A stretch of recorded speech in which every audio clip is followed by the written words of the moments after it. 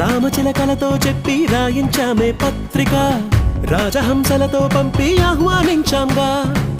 కుదురుగా నిమిషం కూడా నిలబడలేమే బొత్తిగా, ఏమాత్రం ఏ చోట రాజీ పడలేక.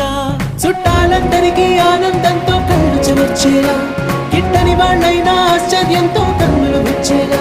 కలల్లోనైనా కన్నామా, కథలైనా విన్నామా, ఈ వైభోగం అపురూపం అనుకుంటానమ్మా. అందాల కుందనపు బొమ్మవని జత చేరుతున్న చంద్రుని, వందేల బంధమై అల్లుకుని చెయ్యందుకోవటే